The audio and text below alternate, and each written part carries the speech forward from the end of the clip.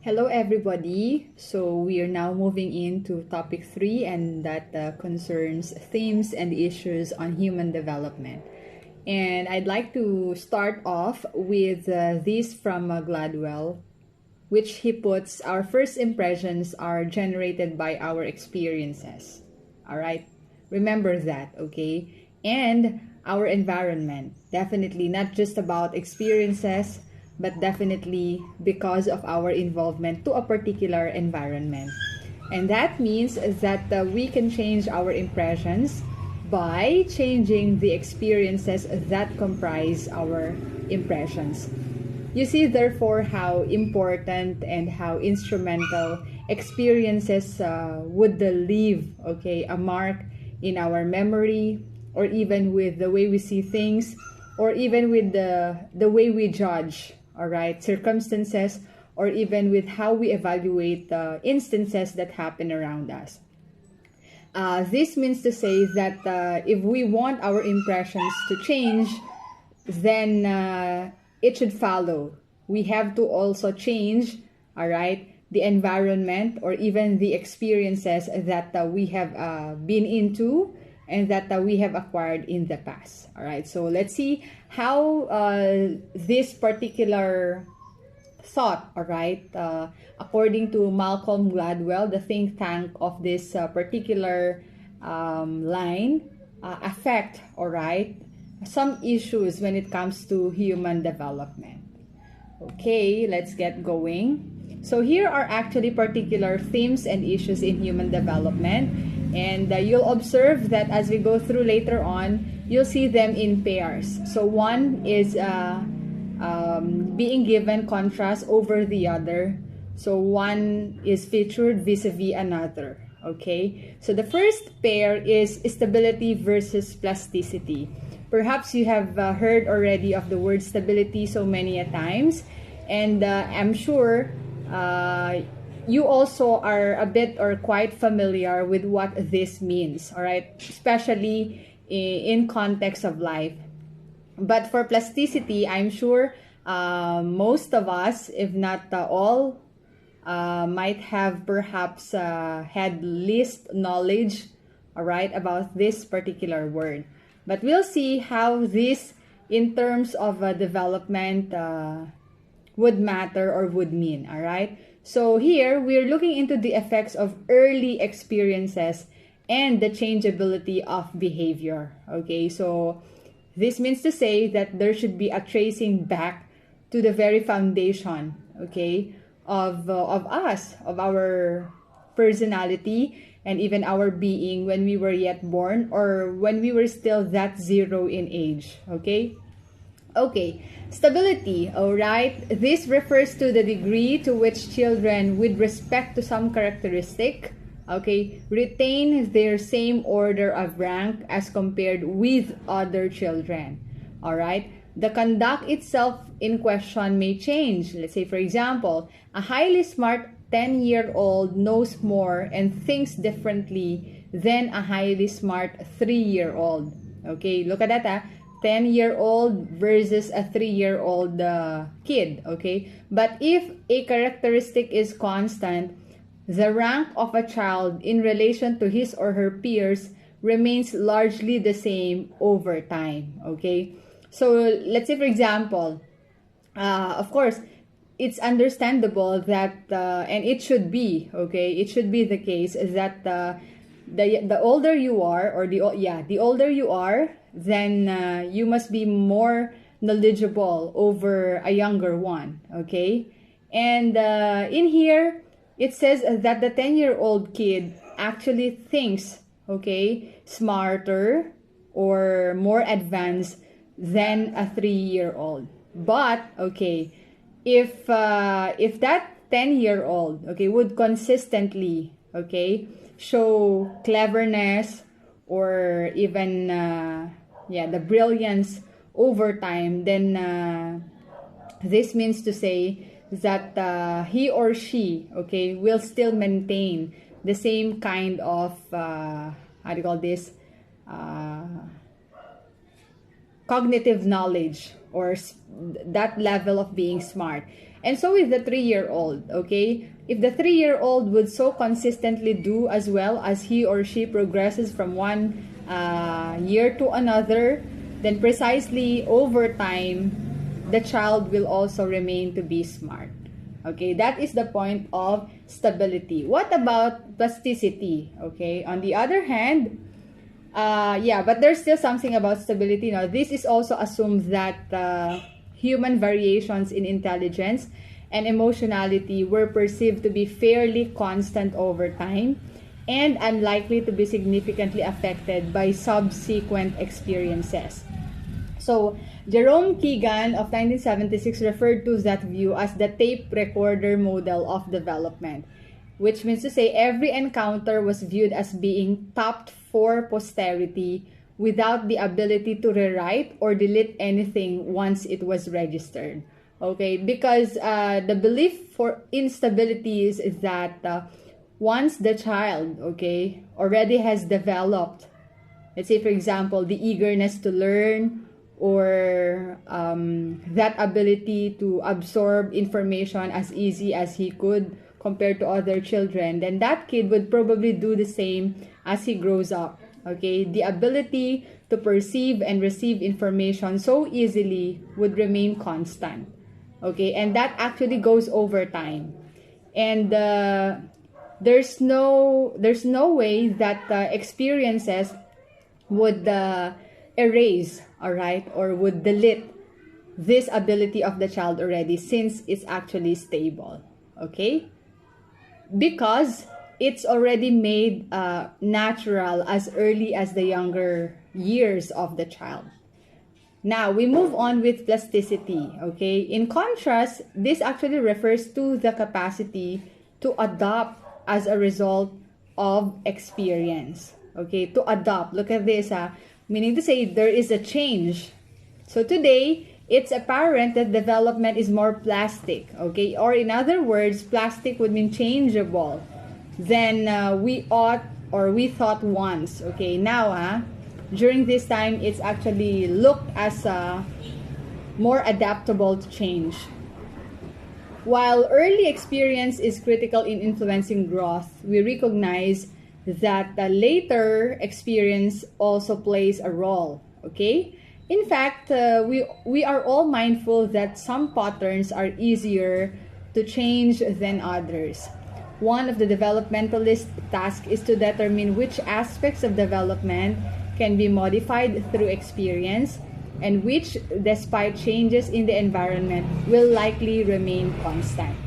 So what is implied here is that if you were to look into a child, let's say for example, there's this unwanted behavior or unlikely behavior that he or she already manifests at an early age, then the younger, okay, or the more knowledgeable others in charge of that child should look into ways if the behavior is still changeable, and should actually provide experiences or exposure that would allow the child, okay, to change from that behavior and develop a newer and a better version, okay? But of course, it takes how do you call this, that careful notice of which is stable already in the child and which has to be changed, at least by the intervention of an experience. You know, because we don't settle here with the thought that once you are already manifesting, how do you call this, slow learning capability in your younger age, that you remain to be that way. No, there is actually a way in which we can still let the child develop and grow smart, okay? And that is because of this dimension or theme on plasticity.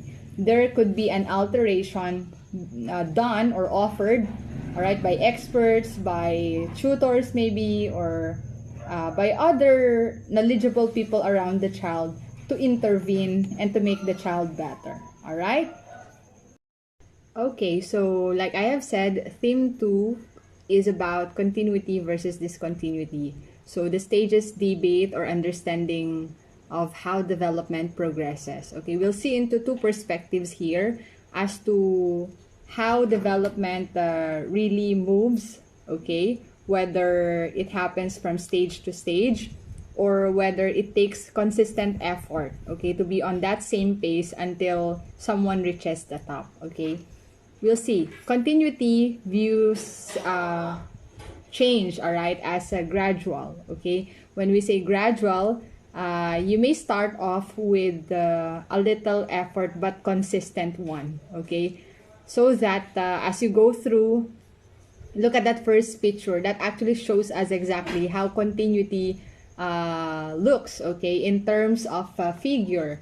So it is understood that children become more skillful in thinking, talking, or acting much the same way as they get taller. So there is a, how do you call this, a clear assumption that as you grow taller or the bigger you become, okay, the more is it that you also attain a particular skill and that you become more skillful in terms of that which you have acquired earlier, okay? So always remember that for continuity, you start off with something. It's either big or small. It's either, how do you call this, significant, all right, or not really significant yet, but if that is consistently done, okay, then definitely someone progresses or someone develops, all right? Whereas discontinuity now views development as more abrupt, okay? A while ago, something has to be gradual, okay? But this one is more abrupt, okay?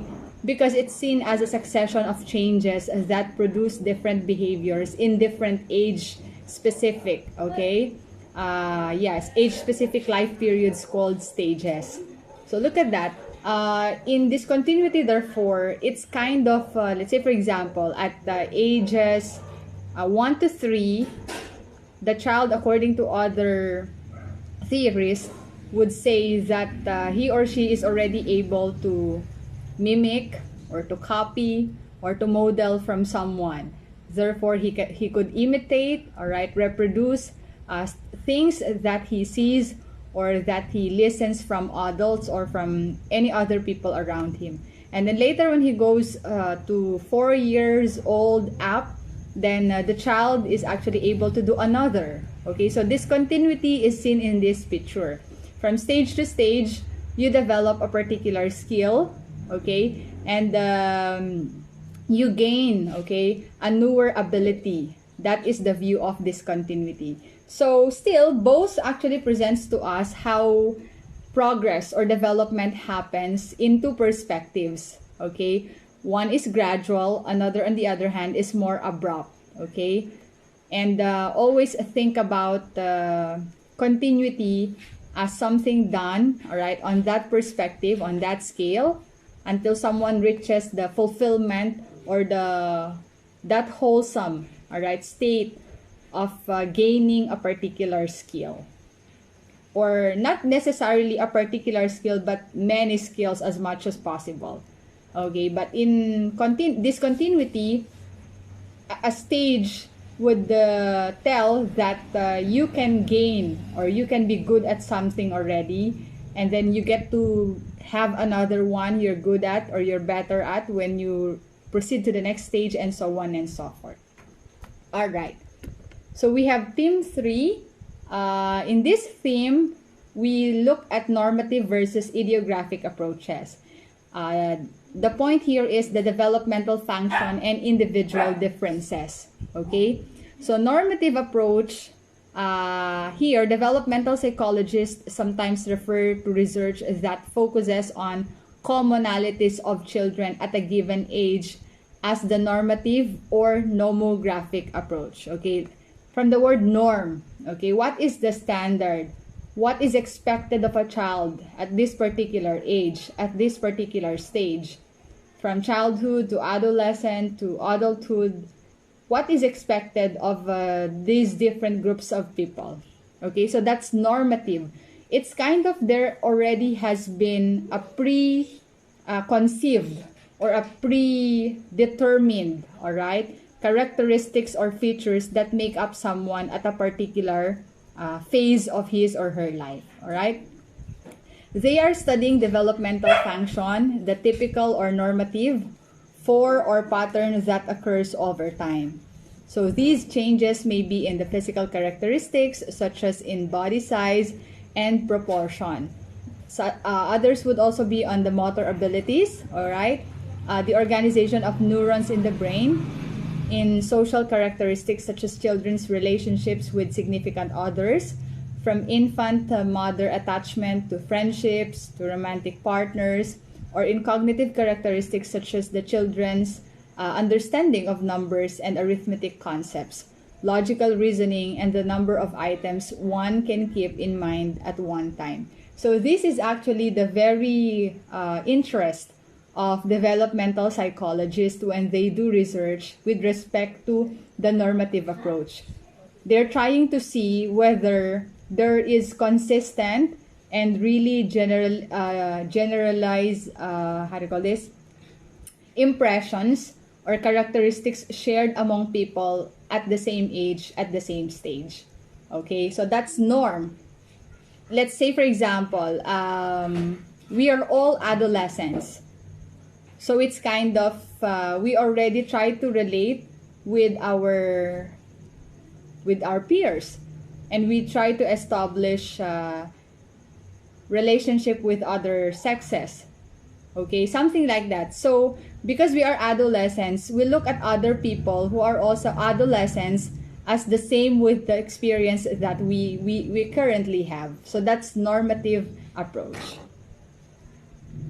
And idiographic approach, all right, this is contrasted with researchers whose principal concern is with individual differences. All right. A while ago, we look at people, or at a particular individual because we see him with how we see the cluster he belongs. Okay. Here, naman, on the other hand, we look at individuality. All right. So here are factors that make children distinct from one another. Variation among people is as universal as it is general course of development. And describing these differences, explaining the origins, and sometimes discovering ways to alter the course of atypical development has long been a focus of the developmentalists, referring to the people who have really great interest about establishing development when it comes to individuality. So they must identify the individual differences while still acknowledging the commonalities among people at a particular time in life and the factors that influence change over time. So in idiographic approach, researchers here do not neglect definitely the commonality or that normative part of it, because from there they would try to put a demarcation line or a line of difference as to really how an individual, all right, or how a certain person behaves or acts or even manifest characteristics vis-a-vis or compared to others, because they would only be able to let a characteristic surface and call it distinct really of an individual if they have something as a platform to compare it with others. Okay, so that's the idea of idiographic approach. Definitely, it's looking at an individual over a population so that the researchers here would let that particular characteristic surface above the norm or above the larger population. Okay? And theme 4, that's about nature versus nurture. Okay, here the main focus is interaction of genes and the environment. A significant issue in developmental psychology is that the relationship between the innateness, or from the word innate, meaning something is natural, all right? The innateness of an attribute, whether it is part of our nature, and the environmental effects on the attribute, whether it is influenced by our environment. So the environment now has something to do with nurture, okay? So this is often referred to as the nature versus nature debate, or in other terms, they would call it nativism versus empiricism. Okay? Developmental psychologists will often use the biopsychosocial model to frame their research.